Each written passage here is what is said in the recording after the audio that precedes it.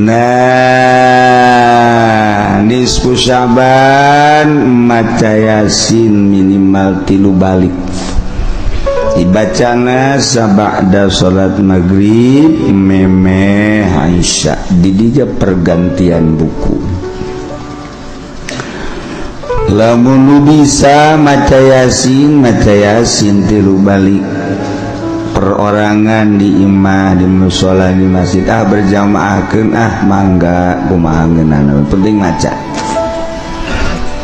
Jadi malam nisfu Syaban maca Yasin 3 balik ditingali bae geus dina Majmu' Syarif.